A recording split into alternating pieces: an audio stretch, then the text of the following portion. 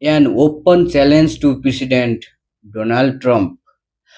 Make American power a force for global prosperity. Mr. President, I am speaking to you not as an American citizen, not as a politician, and not as an expert sitting in a powerful institution. I am speaking as an ordinary citizen from a small developing country from South Asia, that is Nepal. And I want to offer you a challenge. America is one of the most powerful nations in human history. Its economic strength, its technological innovation, universities, specific and scientific achievements, and global influence are extraordinary. The United States has also contributed enormously to humanitarian assistance, development, education, and disaster relief around the world. We know, but precisely because America is powerful, the world expects more than it from America, dear President. My challenge is this: do not use American power merely to make America stronger. Use American power to help make the world stronger. Recent US policy has increasingly relied on traffics and economic pressure against, against trading partners, while the administration has also pursued a forceful approach to conflicts such as Iran. Mr. President, strength is important, but responsible strength is even more important. Do not measure greatness only by power. America does not need to prove every day that it is powerful. The world already knows. The real question is, what will America do with that power? China is rising, India is rising, Japan remains a major economic and technological power. The United States remains one of the world's most influential powers. These countries should not see the developing world merely as a collection of material, strategic territories, or sources of raw materials. They should see developing nations as partners. Nepal, for example, is a small country between two enormous economies, two powerful giants. But small does not mean insignificant. A small country can have enormous potential.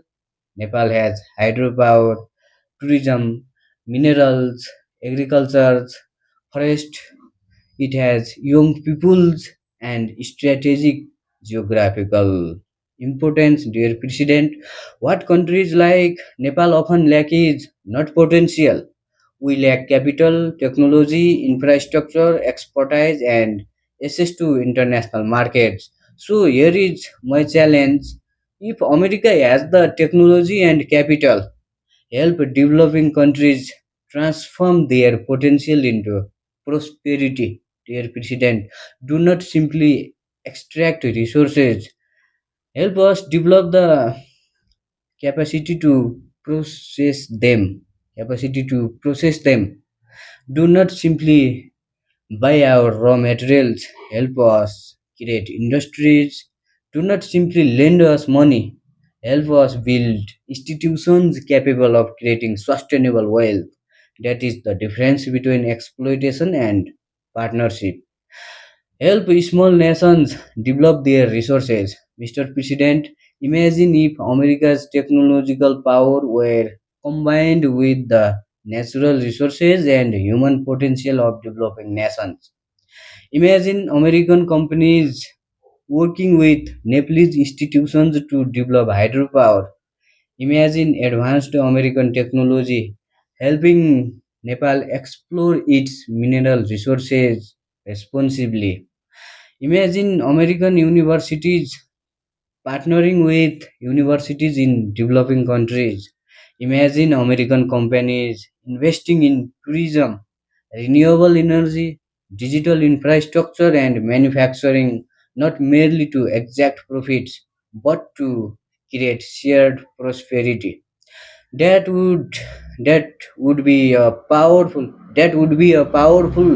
form of American leadership, and it would benefit America too. Because a prosperous developing world creates larger markets, more stable societies, and more reliable international partners.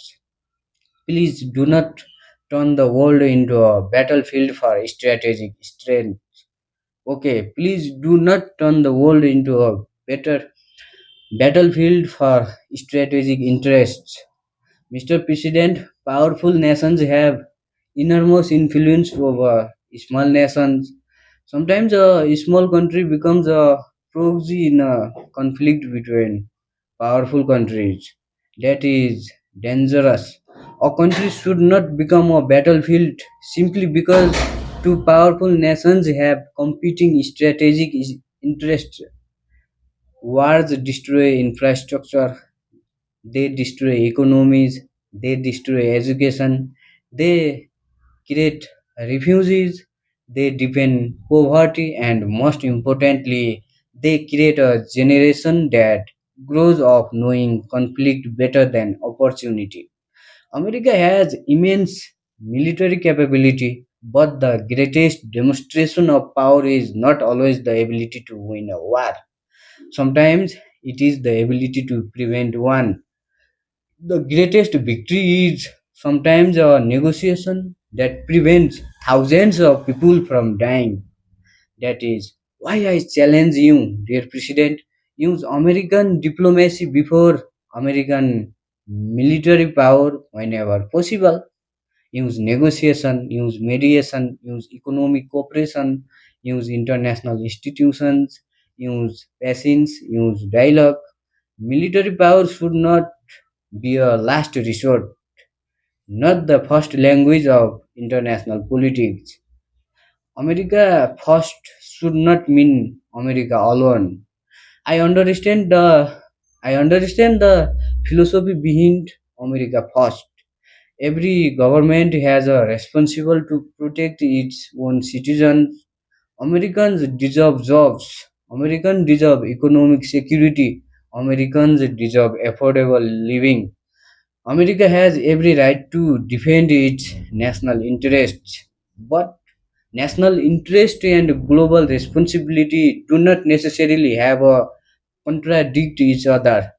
A strong America can contribute to a strong world. A more prosperous world can create opportunities for American businesses. A more peaceful world can reduce migration pressures, terrorism, and instability. A healthier global economy can benefit American workers too. Therefore, I would redefine the idea. America first should not mean America alone. It should mean America is strong enough to help build a stronger world. China, India, Japan, and America compete without destroying the world. The future will not be shaped by one country alone.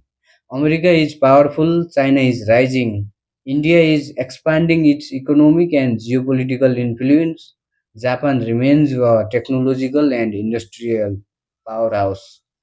Instead of turning the 21st century into a permanent geopolitical rivalry, these powers should compete through innovation, trade, science, and development. Let them compete over who can build the best technology, who can create the cleanest energy, who can develop the most advanced infrastructure, who can provide the best education, who can help developing countries create the most jobs. The that would be the that would be a competition humanity could celebrate. Okay, that would be a competition humanity could celebrate. Compete to build, not to destroy, dear President. And finally, Mr. President, look beyond America. The world is not divided simply into powerful countries and powerless countries.